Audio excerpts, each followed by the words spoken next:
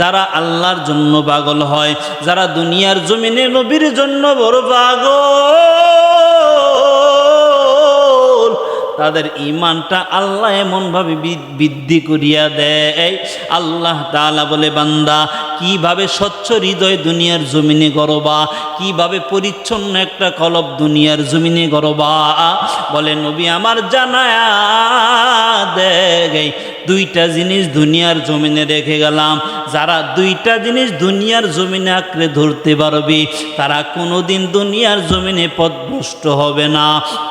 قال النبي صلى الله عليه وآله وسلم تركت فيكم أمرين لن تضلوا ما تمسكتم بهما كتاب الله وسنة رسولي। নবী আমার জানায়া দেয়, দুইটা জিনিস দুনিয়ার জমিনে রেখে গেলাম। এক নাম্বার আল্লাহর কোরআন, দুই নাম্বার আমি নবীর রেখে যাওয়া হাদিস। যারা দুইটা জিনিস দুনিয়ার জমিনে আঁকড়ে ধরতে পারবে, রসুল আমার জানায়া দেয়, তারা দুনিয়ার জমিনে কোনোদিন পথভ্রষ্ট হবে না, দুনিয়ার জমিনে কোনোদিন এরকম লাঞ্ছিত হবে না।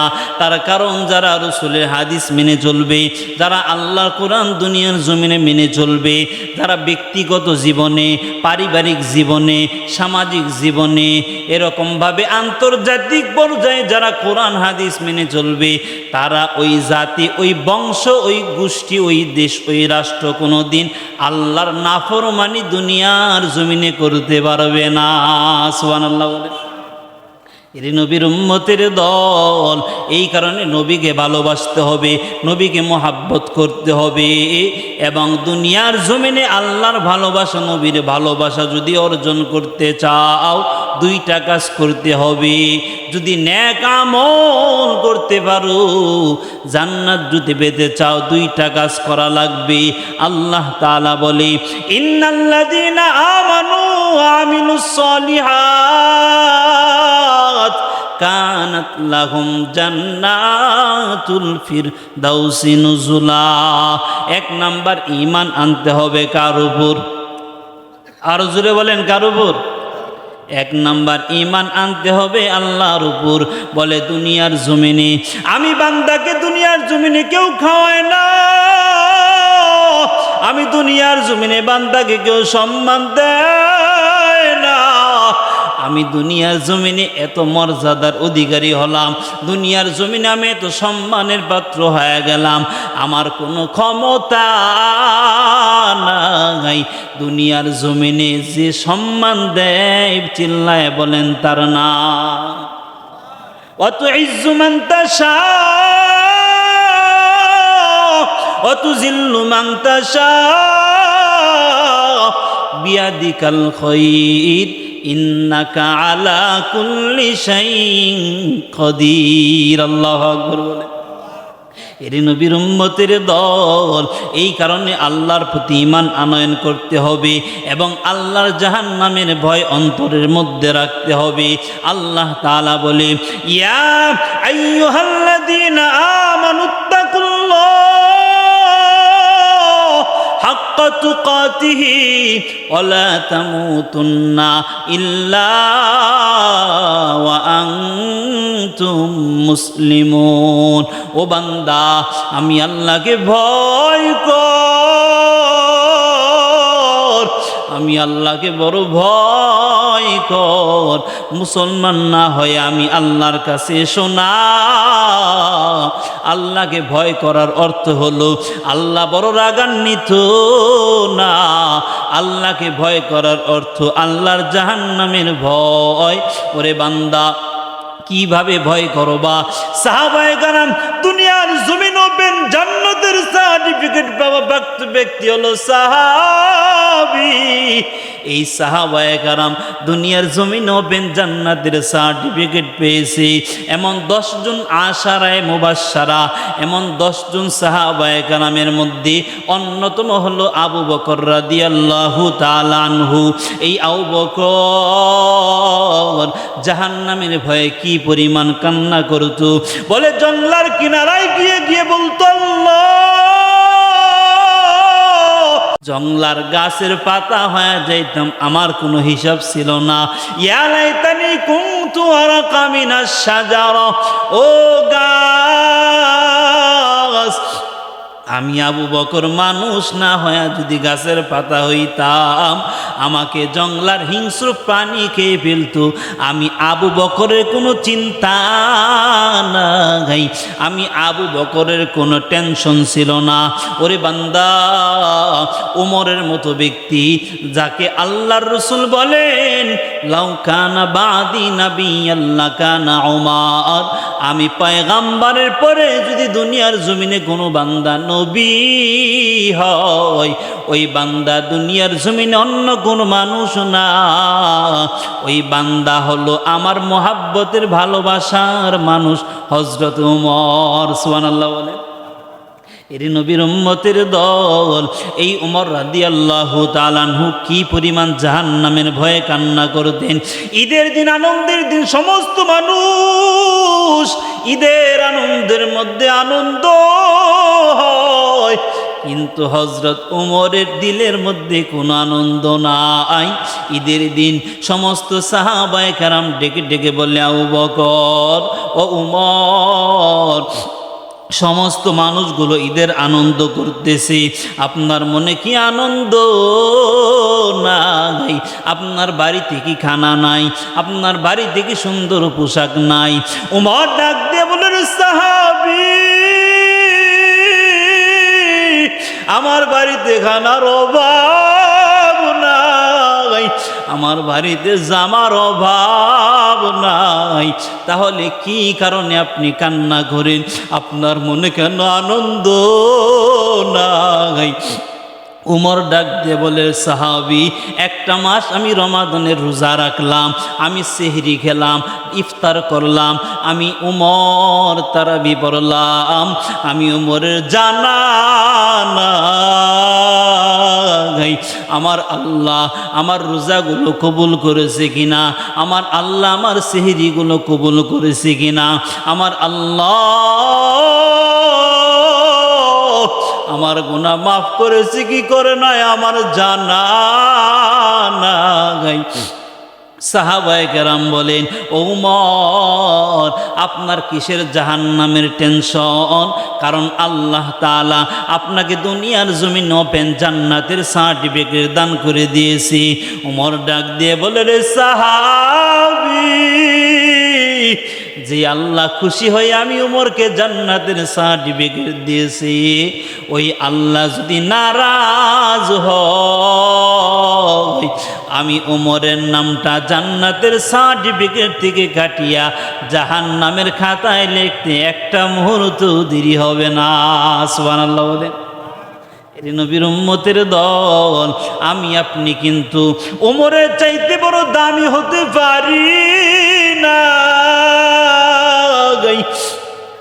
সাহাবায়ে কেরাম ওপেন জান্নাতের সার্টিফিকেট পাওয়ার পর জাহান্নামের ভয়ে এই পরিমাণ কান্না, তাহলে চিন্তা করে দেখেন আপনার আমার জাহান্নামের ভয়ে কি পরিমাণ কান্না করা দরকার।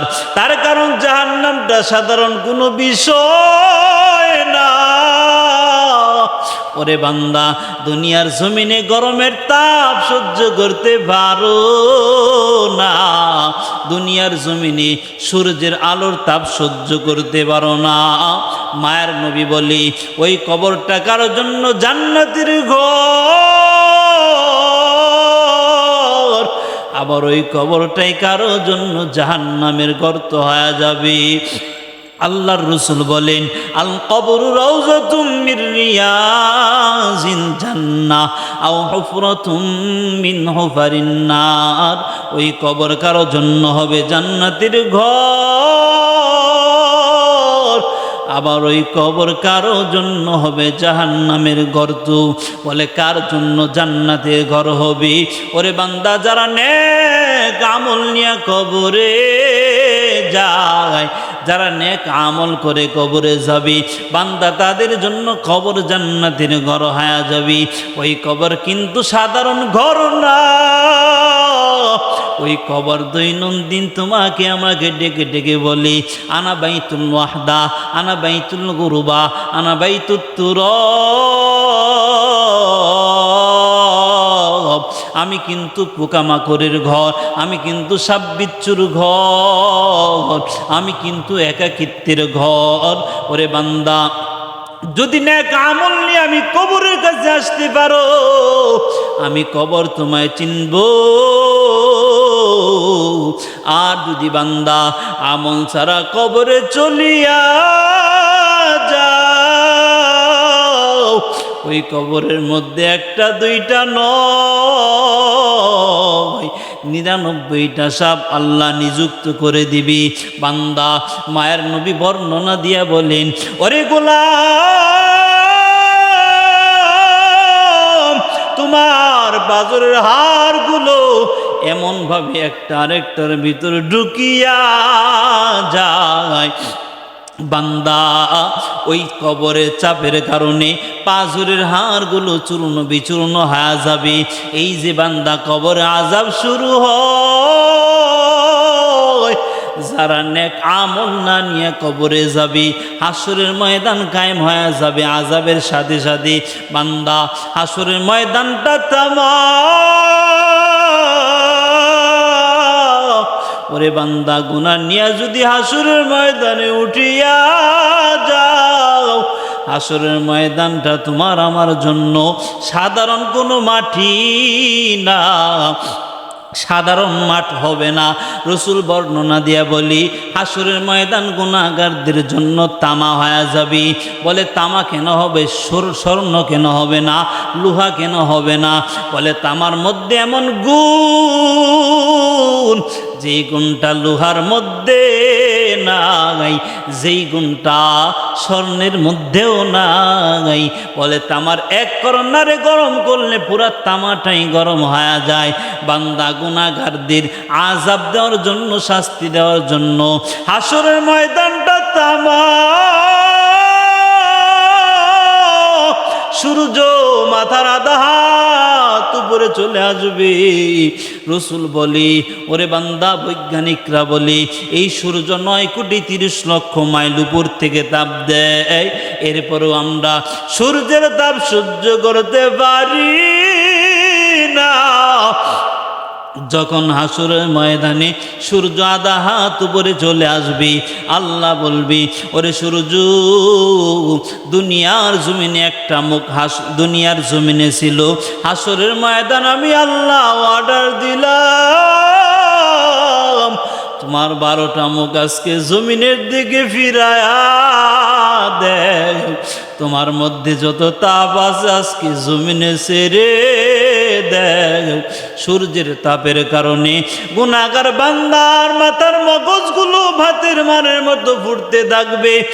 আর বান্দা বলবে, আল্লাহ,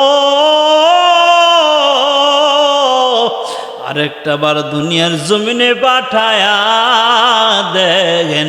ক্বালা রব্বিরজিউন লাআল্লি আ'মালু সলিহা। আল্লাহ তাআলা বলবি, ওরে বান্দা, না না না, এই বান্দাকে আর সুযোগ দেওয়া যাবে না। দুনিয়ার জমিনে আমি আল্লাহর দেওয়া রিজিক খাওয়ার পর, আমি আল্লাহর দেওয়া পানি পাওয়ার পর, আমি আল্লাহর দেওয়া অক্সিজেন পাওয়ার পর, আমি আল্লাহর দেওয়া সমুদ্রের মাছ খাওয়ার পর আমি আল্লাহকে মানে না, আজকে বান্দাকে সুযোগ দেওয়া হবে না। আল্লাহ বলবি, খুযুহু ফাগুল্লু সুম্মাল জাহিমা সাল্লু। ওরে ফেরেশতা, এই জাহান্নামী বান্দাগুলোর ধর, এরপরে সবগুলোকে বেরিয়ে পড়ায়া আমি আল্লাহর জাহান্নামের মধ্যে নিক্ষেপ কর। নাউজুবিল্লাহ বলেন, আরো জোরে বলেন নাউজুবিল্লাহ।